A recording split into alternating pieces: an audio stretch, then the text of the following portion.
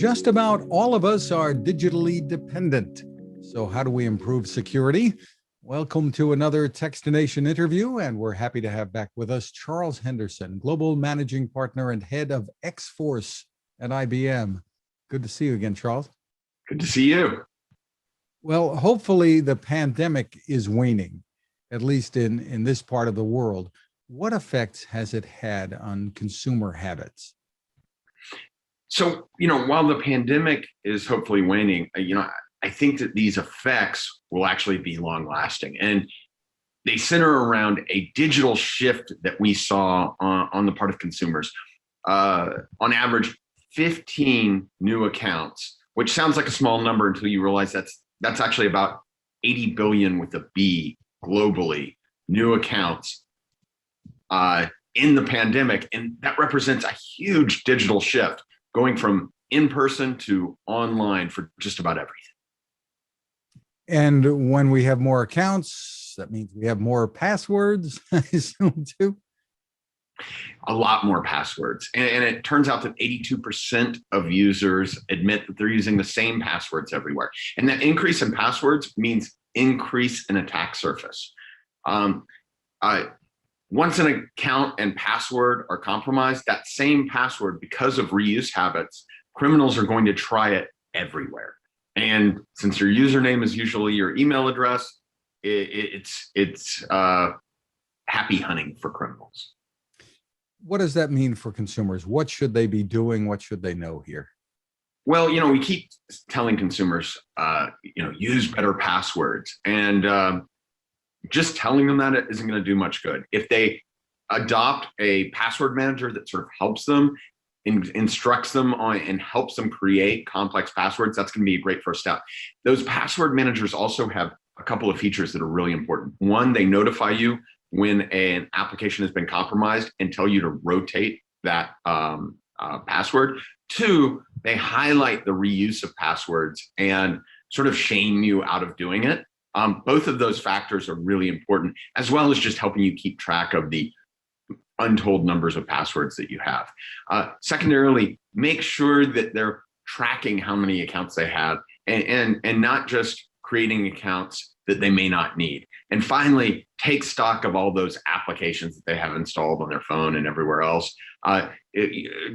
Keep track of their digital inventory, so to speak. If you talk to some people, maybe young people especially, they're not terribly concerned about security.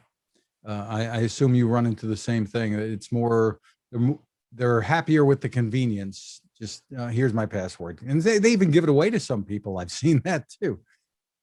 Yeah, sadly, I see corporate badges, credit cards, and passwords shared on social media from time to time. And actually, there's sites dedicated to it. What's important to take away from this is that A, that's bad behavior, but B, we need to make security and convenience run in parallel. And that's one of the reasons that I really am an advocate for password managers. I'm really an advocate for doing away with the concept of passwords and going to better authentication. But as long as we're stuck with passwords, let's make the best of it and make it convenient. And that's password managers. They sync across all your devices. Frankly, it can be convenient to be secure. And what are the alternatives that you're speaking of that you would prefer? There's things like digital ID and certificate auth that are great. And honestly, even requiring multi-factor authentication on the part of businesses would be a great step. Now, the problem with that is when you mandate security, you run the risk of alienating your consumer.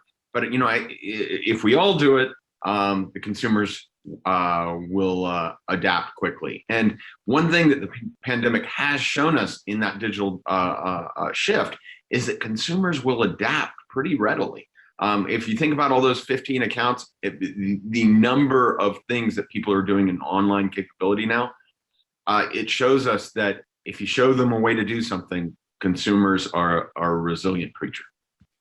So some people may wonder, what's the real danger here? What am I exposed to? What's the risk? and the people who aren't worried so much. So what do you tell them? I tell them, you have a civic duty for security.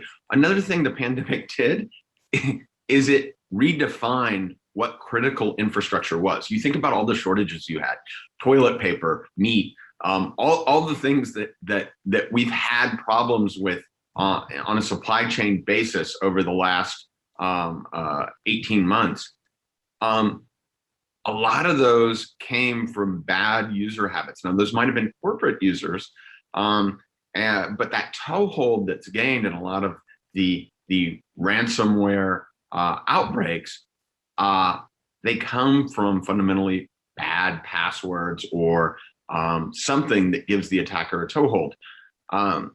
What I like to tell people is security is a civic duty on that basis. And you know what? Criminals watched the shortages that were caused outside of cybersecurity, and they mirrored their attacks because they saw those weaknesses and they're able to exploit them for profit. And the employers of all of us, those of us who have employers, they should be concerned too with what their employees are doing when it comes to protecting their passwords, right? Absolutely. And employers have an uphill battle. I was talking to somebody about that this morning. The key is to practice good security hygiene. Things like making sure that you're implementing zero trust strategies across the enterprise, making sure that you're doing proper incident response planning for things to go wrong and knowing what to do when they do. And then finally, make sure that you're testing your applications, networks, what have you, before the criminals have a chance to. I like to tell people, somebody's going to test your security. Wouldn't it be great if it was you testing it first? That's a great line. So for more information, where is the best place for people to go? www.ibm.com/security is a great place to start. You can also find me on Twitter, Charles Henderson, and you can follow XForce as we take on the world. There's a real paradigm shift in security today, and I think it's pretty exciting. The name X-Force, I guess, connotates the superheroes. So tell us a little bit about that before we let you go. Sure. So I run a team of hackers and responders. We are hired to help organizations plan and react to security incidents. Those are the responders. And the hackers actually are hired to test people's security before the criminals have a chance to. So they look for vulnerabilities or gaps in detections, and they actually attack them just like criminals do. In some cases, actually physically breaking into buildings. In other cases, attacking networks, applications, what have you.